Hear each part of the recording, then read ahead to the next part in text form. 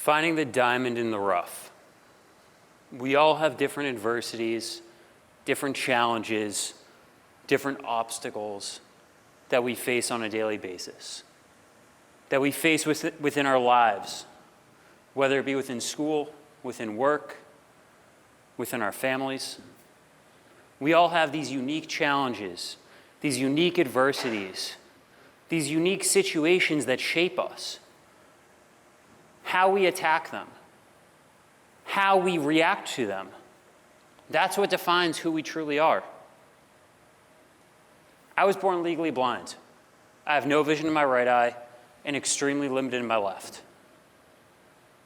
I went to school here at Tulane and played football and became the first legally blind Division I athlete to play in a game.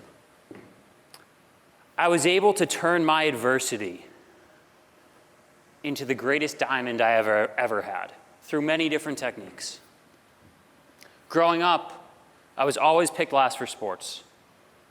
I struggled in so many areas of my life, but I didn't let that define who I truly was. In 7th grade, I wanted to play football, and I wasn't very good. Never played. But that didn't matter, because at the time, it was about learning, growing, being a part of the team. And the way I looked at my situation was through positivity. How can I get better every day? What can I do? And because I focused on success, because I focused on positivity, because I focused on what I could do from others, learn from myself, that's what attracted to me. Positivity, success, learning, growth. So many people in life focused on the negatives, focus on the failures, focus on the things that could go wrong. And because of that, that's what attracts to them. Because what you focus on is what attracts to you. And sometimes that's all it takes. When you're in a rough situation and you can shift your perspective and say, this challenge, this adversity, how can this be the diamond that's going on for me right now? We all think things in life happen to us. We're the victim. We think that the situations, the challenges at hand are here to attack us, to victimize us, that the world is out to get us. And that's not true. Things in life happen for you and not to you. Me being legally blind happened for me. I'm so thankful, so grateful, so blessed that I was born legally blind. Because if I wasn't, I wouldn't have had the incredible experiences I've had, met some of the amazing people I've met, and my life would be completely different. And because of that, I'm so thankful. But I focus on the positive side of things. I focus on why it happened for me, and I find the diamond in it because of that. You know, after a few years of not really playing football when I was younger, my sophomore year of high school, I was a third-string junior varsity athlete, and I had enough. I wanted to make it to the highest level possible. I wanted to do whatever it took to get on the field, to play with my teammates, to make a difference. And so for me, it was about adapting a new strategy. Because sometimes shifting your mindset, shifting your perspective, focusing on positivity and success, although does some things, isn't always enough. And so I really had to dig deep. When the diamond is truly buried, how do you get it out? The first step for me was being creative. I found the position long snapping. And I realized that if I got good enough at this unique niche position, I might have an opportunity to create the life that I wanted. I focused on hard work. If I'm willing to do the things that other people aren't willing to do, I will get the things that other people won't get. And I focused on worrying about my opinion and my opinion only. So many people are fixated on the opinions of others. It defines who we are, it defines what we do. We do things because of other people's opinions. We don't do things because we're afraid of other people's opinions. And when you focus on that, it limits you. It causes you to not bring out that diamond, to not find that diamond. But when you focus on why you're doing something for yourself, when you focus on pleasing your own opinions, you're able to do anything. Eventually, as I was growing up through high school, I started contacting every single college coach in the country, cold emailing, cold calling, showing up on tons of different campuses, most of the time not very welcomed, but I was willing to knock on the doors. And finally got an offer from Tulane, and I came here. And in my sophomore year, I played for the first time in October against the University of Central Florida. It's one of the best days of my life. And then 2 months later, my coaching staff got fired. We hadn't done very well the past 2 seasons. It was time for them to move on.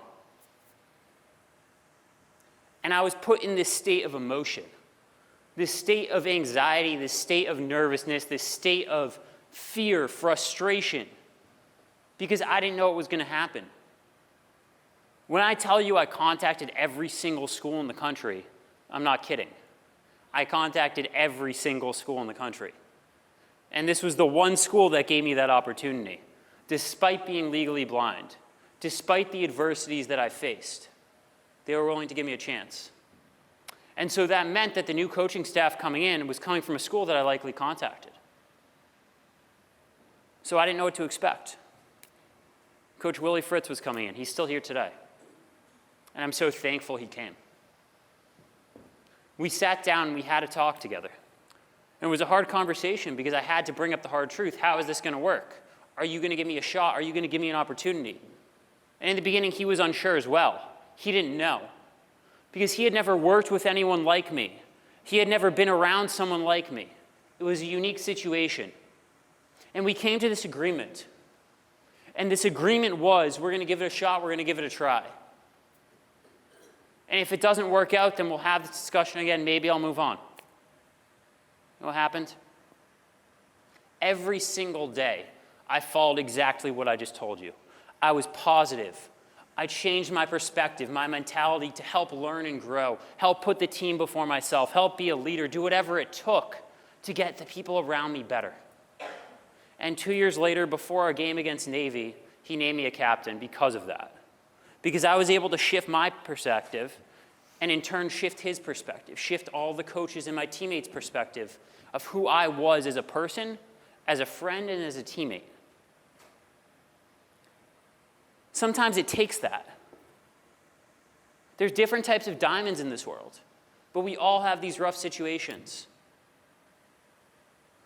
And so when you're in them, when you're facing that adversity, think about what it truly means. Take a second and ask yourself, what is the adversity that you're facing right now? What is the challenge? What is the rough situation you're in? It's all going to be different. I face adversities every day. One of the adversities I faced earlier today, I'll face tomorrow, I'll face every day, is something so small that no one ever thinks about. It's crossing the street. How do I cross without getting hit by a car? It's something I've learned to deal with. It's something I've learned to figure out. Paying more attention to other areas, putting in different techniques that no one else would think of. But that comes back to being creative. It comes back to finding that diamond in that rough situation.